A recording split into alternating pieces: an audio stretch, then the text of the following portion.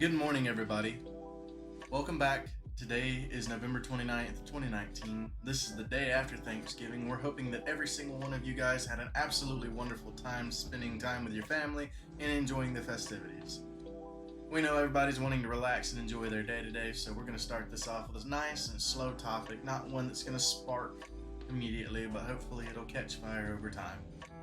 So, let's dive on in.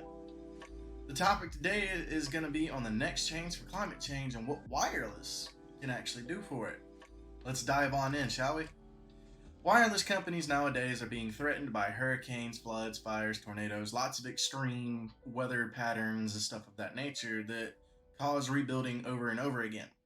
Well, the big picture here is while the government is deadlocked in federal action against climate change, many companies are trying to get ready for the reality of combating the government so they will stop affecting future services, so to speak.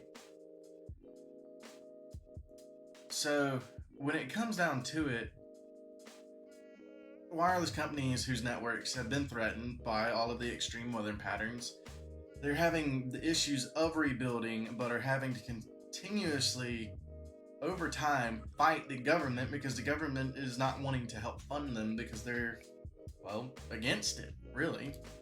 As of right now, people like Scott Mayer, the president of AT&T, is saying the most important thing is making sure decisions today are anticipating what tomorrow brings and the understanding that tomorrow might be a long way away.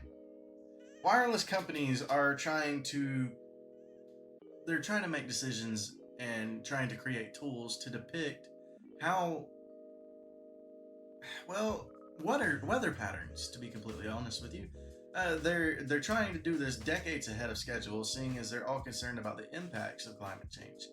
So you've got companies like AT&T, Verizon, I believe Sprint as well, where they're continuously and always trying to get ahead of what's coming up, of like hurricanes or anything detrimental to the functionality of the community that supports them and builds their companies.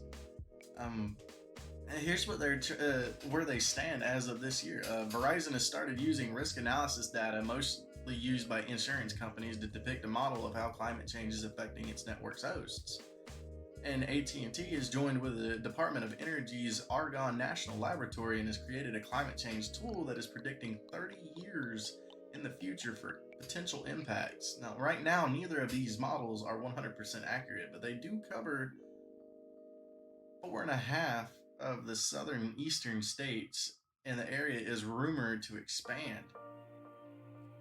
So these companies are using these modeling tools to predict the future of these weather events to potentially save people and or their own companies, which, I mean, that's a half and half. They could either potentially be doing it for their companies or potentially be doing it for the benefit of mankind, which is yet to be unseen.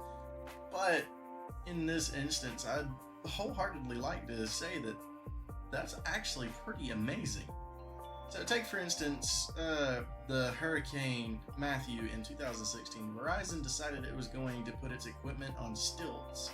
And after Michael hit Florida in 2018, they decided to put its new fiber underground in Panama City instead of using aerial, which is completely understandable. If you've got hurricane and debris and such flying through the air, and you've got aerial, then once it gets hit by the debris, it's going to destroy it completely. And that burying it underground is definitely a lot better. But what you take out of the ground, you need to put back in the ground.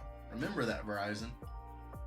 AT&T did similar tactics, such as burying theirs as well after Hurricane Maria, and AT&T actually took it a step further. What they did is they started from scratch rebuilding its networks and chose to bury everything, putting steel coverings over the top of it, which is really interesting. Wonder if it works. As for both companies against wildfires, they're trying their best to sort out power outages that are becoming more problematic than the fires themselves. Both companies are relying heavily on generators to keep cell sites running, but a lot of reports from the FCC in October indicates hundreds of their cell sites are still not functioning. While partisan disputes deadlock federal action on climate change, companies are preparing for it as a reality that it is affecting their future service as well as their bottom lines. So in all honesty, they're consistently clashing with the government, and that's unfortunately not going to come out well for them. So if you take into account the fact that wireless companies are trying harder than our government to combat climate change, you really get a depicted idea as to where the governments truly lay their trusts. They're more worried about their pockets than they are us. They're more focused on the economical structure and lining of the communities and are not focused on the people that help put them where they are. Well, guys, unfortunately, that's all the time we have for today. If you will, please remember you can follow us on Twitter, Instagram, Reddit, and on LinkedIn. Remember, on TikTok, you can watch some small videos that we create. YouTube, you can watch the full-fledged video like you are now. You can go to our podcast center on Anchor and listen to each and every one of our podcasts on each and every article. And don't forget that you can send us direct messages through Snapchat. We respond daily. As always, we are here, and I hope everybody has a wonderful recovery day.